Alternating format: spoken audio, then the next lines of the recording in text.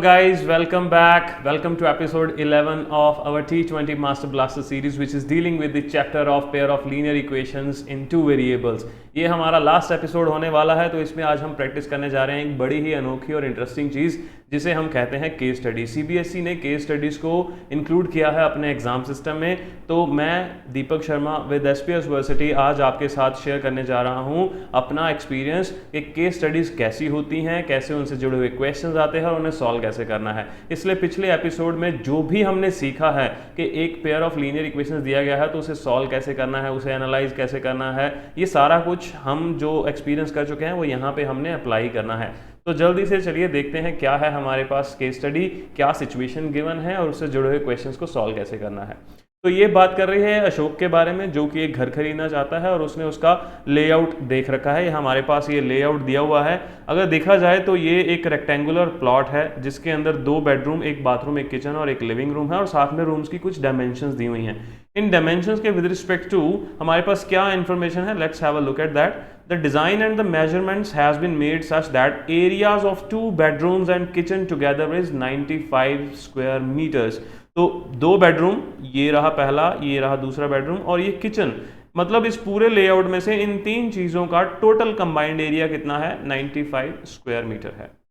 तो ये चीज़ हमारे पास गिवन है। पहली बात तो बेडरूम का एरिया अगर मैं ढूंढूं, एक बेडरूम और दूसरा बेडरूम दोनों सेम ही है। अगर ध्यान से देखिए ये रेक्टेंगुलर बेडरूम्स हैं, तो पहले चीज मैं यहां पे लिख रहा हूं एरिया ऑफ 1 बेडरूम।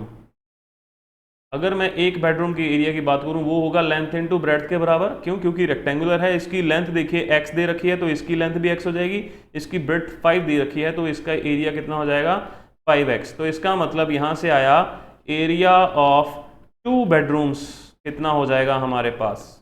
अगर 2 बेडरूम्स की बात करूं तो इसका डबल हो जाएगा, तो वो हो गया हमारे पास 10x। अब किचन की बात करते हैं यहाँ पे। तो 2 बेडरूम थे, हमने 2 बेडरूम का एरिया निकाल लिया। किचन की बात करते हैं, एरिया ऑफ किचन। अगर मैं अब किचन पे आ गया हूँ, अब किचन को ध्यान से देखिए वो भी एक रेक्टेंगुलर प्लॉट है मेरे पास, तो किचन का एरिया भी लेंथ इनटू ब्रेड्थ होने वाला है। अब इसकी लेंथ दी हुई है y और ब्रेड्थ इसकी सेम ही है तो 5 चलेगी, तो इसका हो गया कितना हमारे पास, 5y।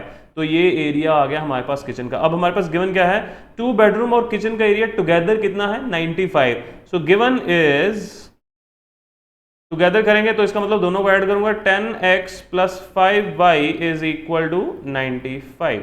तो ये तो एक लीनियर इक्वेशन है, ax plus by equal to c type की। तो हमारे पास एक लीनियर इक्वेशन हम जो इसमें से असेस कर सकते थे हमने वो कर लिया हुआ है। अब अगली चीज देखते हैं हमारे पास क्वेश्चन किस तरह के हैं। जो पहली इंफॉर्मेशन थी वो हम ले चुके हैं। तो based on the above information answer the following questions. तो चलिए देखते हैं पहला क्वेश्चन क्या है, figure out the pair of linear equations in 2 variables from this situation. तो पहला तो कहता है जी पेयर ऑफ लीनियर इक्वेशंस ही बताओ क्या है। हमारे पास पहली लीनियर इक्वेशन क्या आई है, 10x plus 5y is equal to 95। अगर इसमें से 5 कॉमन निकाल के दोनों तरफ से कैंसिल कर दूं तो मेरे पास क्या आएगा, 2x plus Y equals to, अगर यहाँ पे 5 से करूंगा तो मेरे पास आंसर कितना आएगा भाई, 19। यस 19। तो ये दोनों इक्वेशंस सेम ही हैं। क्या कहीं पे 2x प्लस वाई है, ये रहा 2x प्लस वाई 19, ये भी 2x प्लस वाई 19 की बात कर रहा है। इसका मतलब ऑप्शन ए में कहीं पे भी 2x प्लस वाई नहीं था, डी में 2x प्लस वाई था मगर वो इक्वल टू 13 है। इसका मतलब ये भी आंसर नहीं है। इसका मतलब बी और सी में से कोई एक आंसर है। अब हमें ये ढूंढना है कि दूसरी इक्वेशन कैसे है या कौन सी है।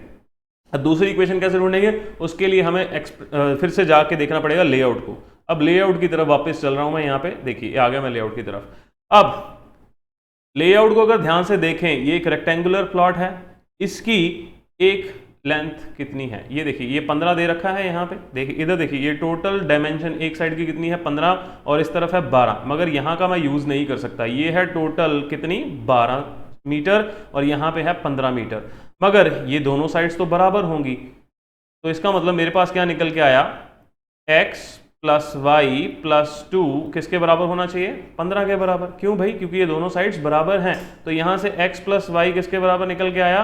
13 के। तो ये मेरी दूसरी लीनियर इक्वेशन आ गई है, मतलब जहाँ पे x plus Y equal to 13, ये रहा x प्लस वाई। तो ऑप्शन बी आंसर है। यहाँ पे हमने दो पेयर ऑफ लीनियर इक्वेशंस को डिराइव कर लिया है, और ये सिर्फ और सिर्फ पॉसिबल तभी हो पाया अगर मुझे प्रॉपर्टीज पता है ज्योमेट्री की, और मुझे पता है कि लीनियर इक्वेशंस को कैसे लेके आना है। तो रेक्टेंगल के with respect to area, perimeter kind of properties आपको आनी चाहिए।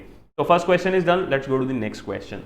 The length of the outer boundary of the layout is, अब लेंथ की बात कर रहा है, तो मेरे पास दो इक्वेशंस क्या थी? 2x प्लस वाई, अब यहाँ पे आ गया है मेरे पास इक्वल टू कितना था यहाँ पे 19, और दूसरा था x plus Y is equal to 13। अब उसने बात की है length of the outer boundary. Outer boundary की तरफ अगर लेआउट की तरफ दोबारा चलें तो ये टोटल पेरीमीटर पूछ रहा है वो मेरे से। बड़ा सिंपल क्वेश्चन है, या तो मैं इक्वेशंस को सॉल्व करूंगा, मगर ध्यान से देखिए यहाँ पे ये 12 है, यहाँ पे ये 15 है, और ये एक रेक्टेंगुलर बॉडी है, ये भी 12 हो जाएगा और ये भी 15 हो जाएगा। आप इन सबको सम कर लीजिए, ये एक शॉर्टकट टेक्निक है, एक्स वाई सॉल्व करने की जरूरत नहीं है। तो आपके पास हमने लेंथ निकालनी है, इसका मतलब हमने पेरीमीटर की बात करनी है। तो 15 प्लस 15 प्लस 12 प्लस 12, तो 30 प्लस 24 करेंगे तो हमारे पास आंसर आएगा 54 metre.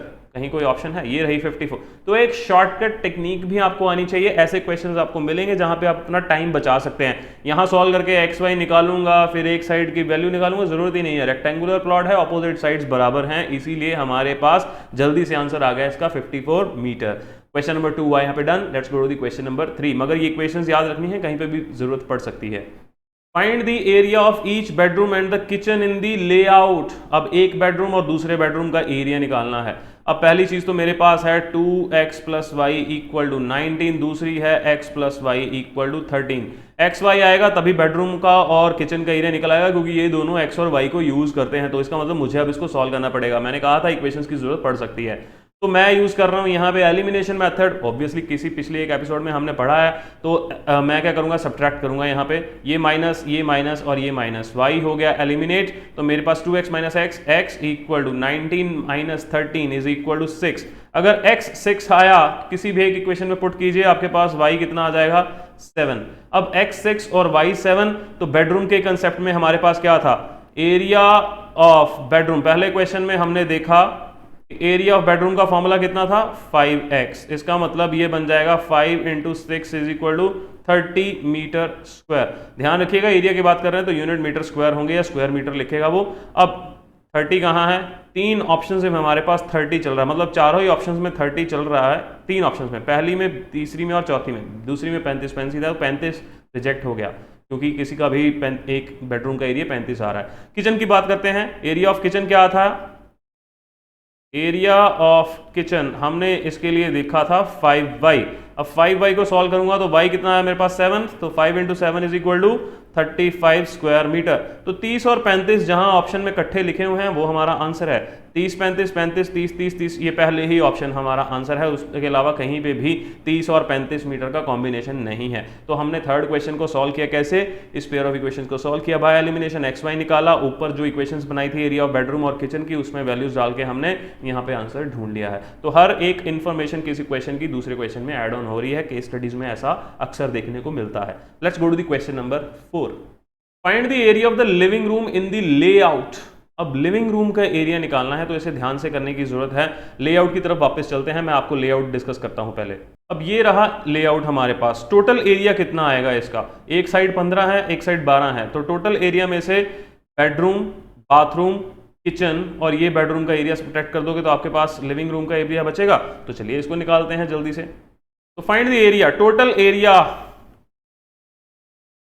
is equal to 15 into 12 is equal to 180 square metre. 180 square metre है total area. Area of one bedroom वो हमने ऊपर चेक किया था, वो कितना है हमारे पास? 30 metre square. Area of kitchen ये कितना था हमारे पास? 35 मीटर स्क्वायर, पिछले क्वेश्चन में किया है। एरिया ऑफ टू बेडरूम कितना हो जाएगा? ये हो जाएगा 60 मीटर स्क्वायर। अब एक और चीज, एरिया ऑफ, ध्यान से देखें यहां पे क्या है हमारे पास? बाथरूम। बाथरूम की एक साइड है 2, दूसरी साइड कितनी है 5, एरिया ऑफ बाथरूम कितना हो जाएगा 10 metre square. Area of bathroom, अगर बाथरूम के एरिया को चेक करूं तो वो हमारे पास आया है 10 मीटर स्क्वायर। अगर टोटल एरिया में से ये सब घटा दूं तो मेरे पास किसका एरिया बच जाएगा, लिविंग रूम ही तो बचेगा। तो area of living room is equal to 180 minus, इन सबको सम कीजिए, 60 प्लस 35 प्लस 10।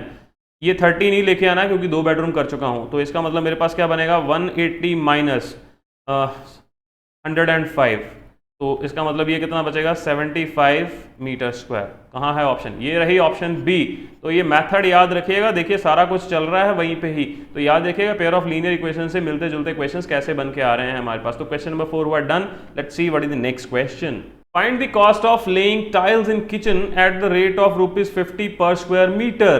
बड़ा आसान क्वेश्चन है कि हमें कितने पैसे पड़ेंगे अगर हम किचन में टाइल्स डाल रहे हैं। तो पहली बात तो area of kitchen is equal to 35 meter square. Cost of laying tiles in 1 meter square, it is equal to 50 rupees. उसने बताया ना पर स्क्वायर मीटर, मतलब एक स्क्वायर मीटर में डालने का कितने पैसे लग रहे हैं 50। इसका मतलब cost of laying tiles in 35 metre square it is equal to 35 into 50 हो जाएगा सीधा। और इसे अगर आप कैलकुलेट करोगे तो ये आपके पास कितना आएगा 35 मल्टीप्लाइड बाय 50,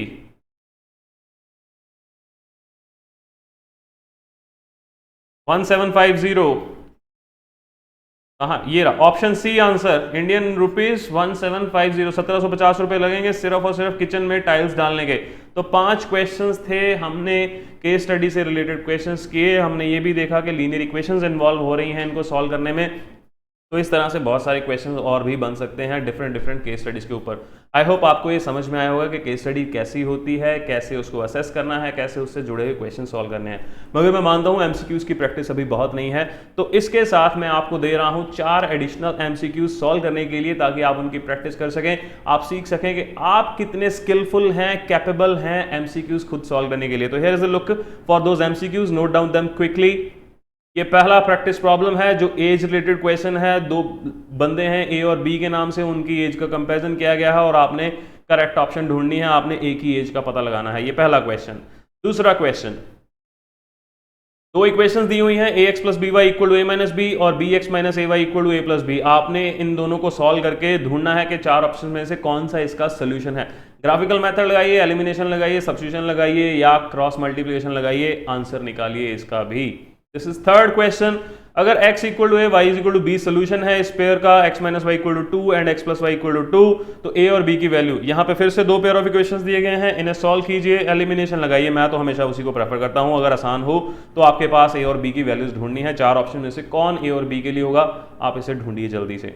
और ये रहा लास्ट क्वेश्चन, ट्राइंगल से रिलेटेड है। एंगल्स हैं ट्राइंगल के 3, x degree, y degree and 40 degree, और साथ में बोला गया है कि x और y में डिफरेंस कितना है 30 डिग्री का। तो आपको यहाँ पे पेयर ऑफ लीनियर इक्वेशंस बनाने हैं, उन्हें सॉल्व करना है और उसके बाद आपको x और y की वैल्यू डालनी है। तो एक इंटरेस्टिंग 4 क्वेश्चंस आपको दे रहा हूं, इन्हें सॉल्व कीजिए, अपने आंसर्स निकालिए। मगर पता कैसे करेंगे कि आपके आंसर सही हैं? अपने आंसर्स को इस वीडियो कमेंट सेक्शन में डालिए, क्वेश्चन नंबर डालिए, मैं उन आंसर्स को आपके साथ डिस्कस करूंगा, वहां पे हम कमेंट करके बताएंगे कि आपने सही इवैल्यूएट किया है या नहीं किया है। तो ऐसे ही ढेर सारे और वीडियोस हमारी वेबसाइट पर भी अवेलेबल है, जिसका लिंक नीचे डिस्क्रिप्शन में दिया गया है, और साथ ही साथ एक गूगल फॉर्म का डिस्क्रिप्शन भी होगा, अगर जिसे आप खोलेंगे तो आप प्रैक्टिस कर सकते हैं ऑनलाइन एमसीक्यूज की, हमारे दिए हुए उस लिंक पे क्लिक करके। ऐसे ही ढेर सारे इंटरेस्टिंग और वीडियोस अवेलेबल हैं, उसके लिए हमारे चैनल को सब्सक्राइब कीजिए, हिट द बेल आइकन, और आप पहुंच जाएंगे कैसी दुनिया में जहां पे आपके लिए मैथ्स बहुत इंटरेस्टिंग और हेल्पफुल होने वाला है। तो ऐसे ही फनफुल वे से, इंटरेस्टिंग वे से मैथ्स सीखने के लिए देखते रहिए एसपीएस यूनिवर्सिटी के चैनल को, मेरे साथ दीपक शर्मा के साथ। तब तक take care, stay safe, bye bye.